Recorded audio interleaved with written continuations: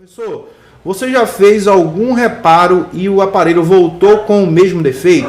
Então, isso acontece muito quando você está no início, porque você não tem ideia mais ou menos daquilo que realmente tem que fazer para não voltar, e você acaba fazendo coisas básicas, né? Por exemplo, vamos supor, você tem que trocar um penique, tem uma solda fria no penique, aí você o que é que faz? Muitas vezes, por você não ter conhecimento de uma troca de um componente como um circuito BGA, por exemplo, né, que precisa fazer rebalem ou coisa do tipo, você faz uma ressolda, aí o aparelho ele volta a funcionar. Aí o aparelho voltou a funcionar, você vai ver, pô, ficou bacana, tal, vou tirar uma foto, vou fazer um vídeo aqui para o meu Instagram, e aí você vai entregar para o seu cliente. A probabilidade desse aparelho ele der um retorno é muito grande. Muitas vezes, quando eu comecei a fazer reparo de placa, eu pegava aparelhos que, por exemplo, estava com problema no Bluetooth Wi-Fi, e eu não trocava o CI, eu não trocava a solda, eu apenas fazia uma ressolda, fazia um reflow e entregava para o cliente. Na minha mentalidade de iniciante,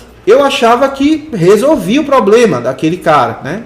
Pô, resolvi, o cara me pagava, beleza, show de bola. Ele tinha levado uns caras que só fazia reparos de troca de tela, né? Troca de conectores, não fazia esse tipo de reparo de placa, mas eu já me dizia fazer reparo de placa. Porém, muitas vezes eu era o quê? Eu era um iniciante no reparo de placa. Então, muitas coisas que eu fazia, poderia ter feito melhor, mas pela falta de conhecimento, de experiência, de técnica, de ferramenta, eu acabava fazendo assim um serviço meia colher ali, né? Como diz o ditado. E o que acontecia? Depois dava um retorno, porque eu não fiz da forma correta. O que acontece? Muitas vezes eu pegava o aparelho com oxidação, aí em vez de eu fazer uma desoxidação profunda, remover todas as blindagens, tirar os componentes que eu visse que realmente tinha oxidações nele, fazer um negócio correto, o que eu fazia?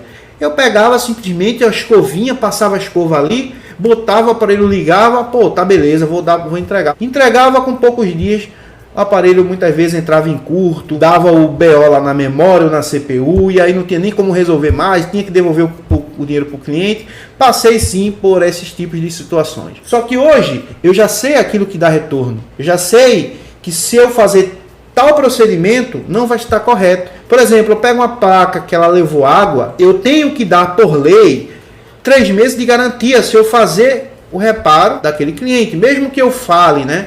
Ó, não vai ter garantia e tal, e o cara escrever, que você aí vai estar isento, né? Se você fazer na sua ordem de serviço, você dizer para ele que não tem garantia, mandar que ele assine aquilo ali, ele pode depois tentar recorrer a alguma coisa, como no Brasil tudo pode, né? E tudo não pode. Ele pode tentar até recorrer em algum caso, mas aí ele vai fazer consciente de que realmente o aparelho caiu, e você acaba passando pelo menos para ele a ideia de que o aparelho caiu na água e pode ter alguns outros problemas. Mas como é que eu faço hoje? Eu prefiro não pedir para o cliente assinar nada, termo de garantia, e fazer o serviço correto. Pego uma placa que está com oxidação, observo como é que está a oxidação.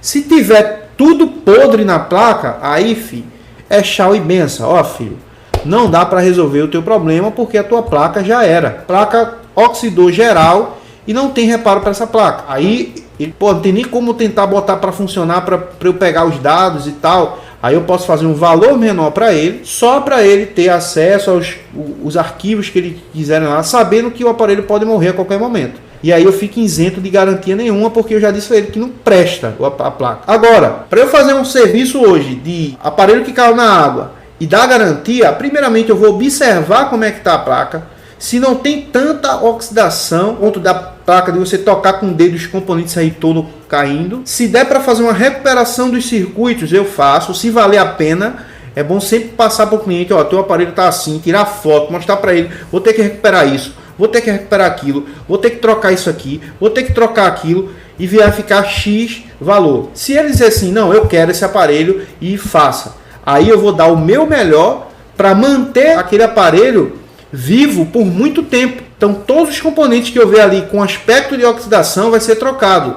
Se eu ver algum circuito integrado, se eu ver alguma bobina, se eu ver algum capacitor, se eu ver um conector FPC ali com aspecto de carbonizado, com oxidação, vai ser trocado também. E aí a gente vai resolver o problema dele, certo? Então é dessa forma que eu faço hoje.